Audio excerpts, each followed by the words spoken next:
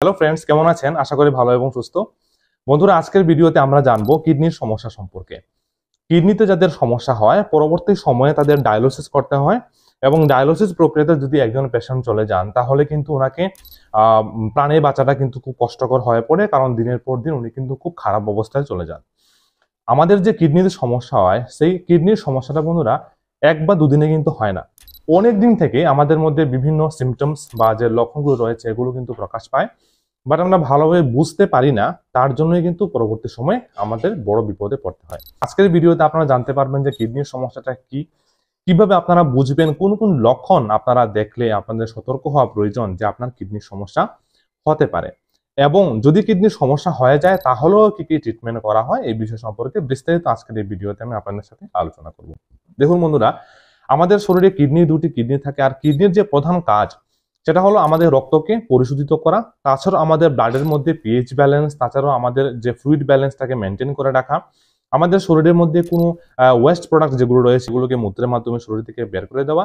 তাছাড়া আমাদের শরীরের মধ্যে আরো কিন্তু কিডনির বিভিন্ন ফাংশন কিন্তু রয়েছে।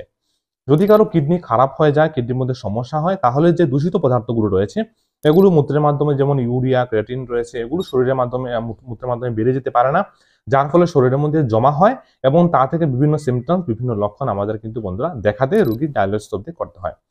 এবার কিডনি যদি সমস্যা হয় তাহলে আপনি কি কি লক্ষণ দেখতে পাবেন এগুলো আপনি বুঝে নিন।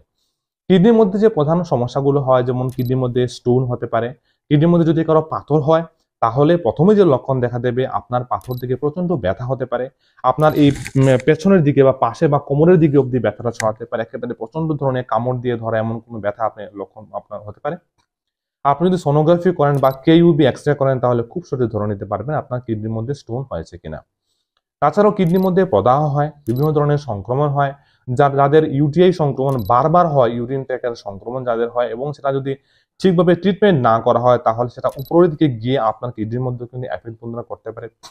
তাছাড়াও অন্যান্য যে প্রধান যে একটা কারণ থাকে কিডনির সমস্যা সেটা হলো ডায়াবেটিস।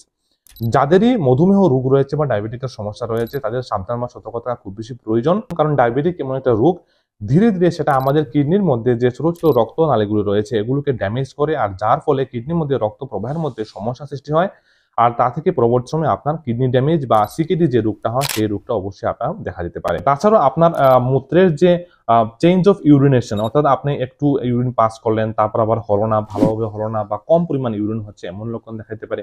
আপনি ইউরিন পাস করার সময় খুব বেশি ব্যথা, জ্বালা যন্ত্রণা, এই লক্ষণগুলো অবশ্যই প্রকাশ পেতে পারে। ইউরিন পাস করার সময় আপনার তার সাথে ব্লাড বেরিয়ে আসতে পারে, খুব বেশি ক্লান্তি, খুব বেশি দুর্বলতা লাগা, কোমরের পাশের দিকে কিডনির জায়গাতে প্রচন্ড ব্যথা হওয়া, এই লক্ষণগুলো অবশ্যই আপনার মধ্যে দেখাইতে পারে। খাবারে একেবারে রুচি হবে না, আপনার শরীরের মধ্যে দূষিত পদার্থগুলো জমে যাওয়ার ফলে বা জল শরীর থেকে বেরিয়ে না যাওয়ার ফলে আপনার বিভিন্ন পায়ের যে জয়েন্টগুলো রয়েছে বা পায়ের পাতাতে বিভিন্ন জায়গাতে শরীরের জল জমতে পারে। এই সমস্যাগুলো বন্ধুরা প্রধানত কিডনির সমস্যার লক্ষণ। কিডনির সমস্যা যদি কারো হয় বা আপনি সন্দেহ করছেন, আপনি কিভাবে তা নির্ণয় করবেন?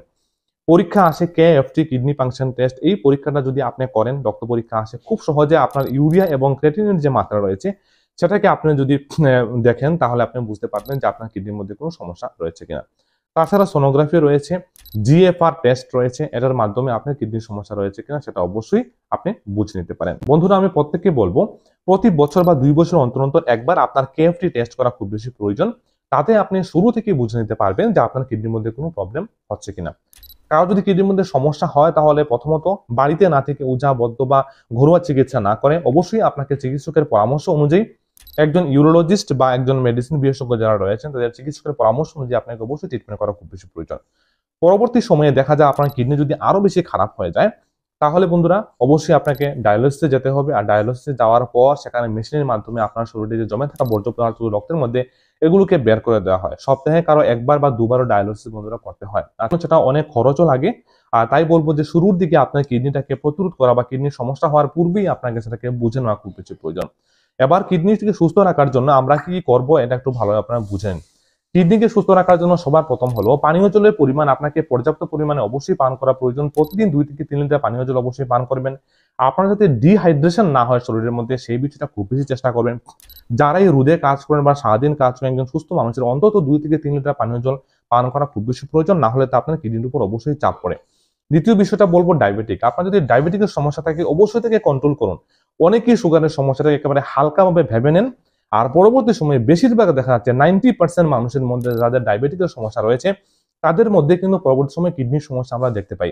তাই আপনার সুগারের সমস্যা থাকলে তাকে অবশ্যই ওষুধের মাধ্যমে হোক, ইনসুলিনের মাধ্যমে হোক, ডায়েটের মাধ্যমে হোক, চিকিৎসকের পরামর্শ অনুযায়ী কন্ট্রোল করুন। না হলে প্রথমেই যে আপনার দ্বিতীয় সমস্যা হবে সেটা হলো আপনার কিডনির সমস্যা, আপনার চোখের সমস্যা, আপনার নার্ভের সমস্যা। এই সমস্যাগুলো অবশ্যই আপনার দেখাতে পারে।